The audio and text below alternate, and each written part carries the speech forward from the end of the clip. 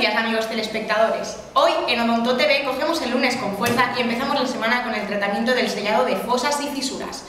Tania, ¿en qué se basa este tratamiento? Sonia, os voy a explicar hoy a todos los telespectadores de Odonto TV en qué se basa. El sellado de fosas y fisuras se hace en los molares definitivos, sobre todo a niños, para evitar las caries a edades tempranas, ya que los niños, al ser pequeños, no tienen la habilidad de cepillarse bien los dientes ni tampoco tienen en sí una buena higiene oral.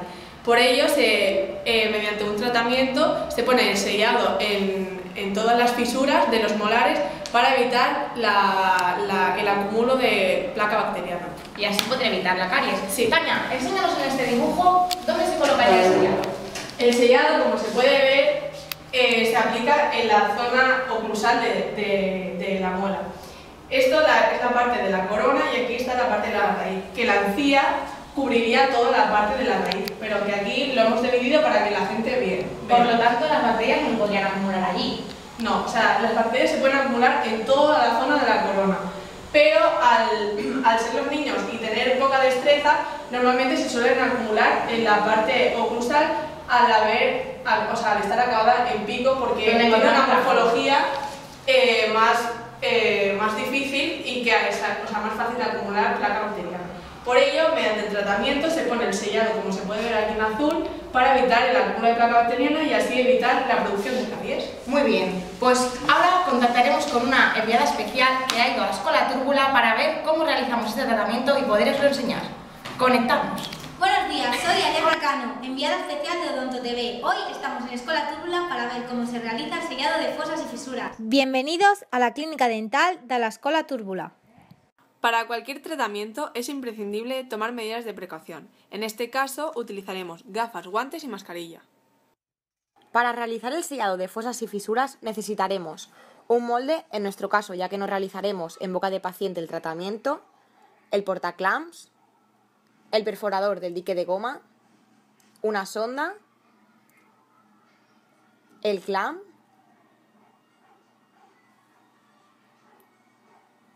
el dique de goma, el arco y por último aplicaremos ácido y composite fluido. Primero seleccionaremos el clamp correspondiente a la pieza que queremos sellar. Seguidamente probamos el clamp en la pieza con el portaclamps. Si encaja bien es el adecuado, si no lo cambiamos por otro mejor.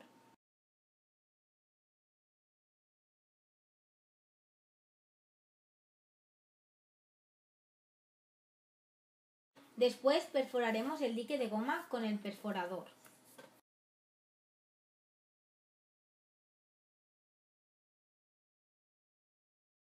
Primero ponemos el clamp en el dique de goma. Posteriormente, con el portaclamps lo pondremos en la pieza donde realizaremos el sellado de fosas y fisuras, primero por palatino o lingual y luego por vestibular.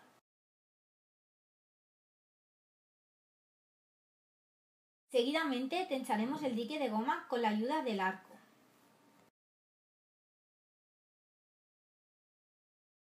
Con la ayuda de la sonda retiraremos el dique de goma de las alitas del clamp.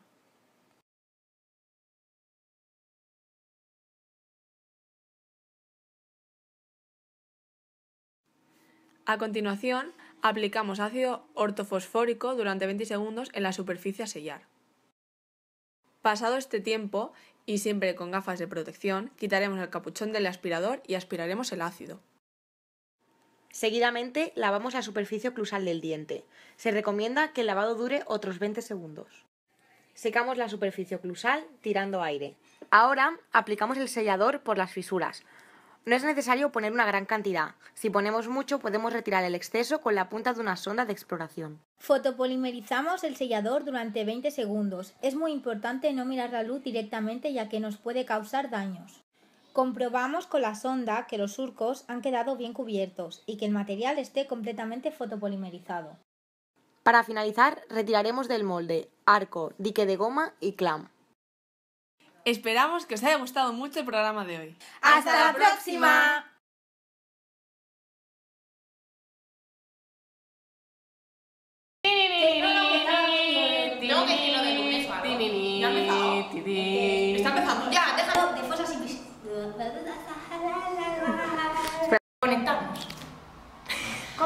Que ya con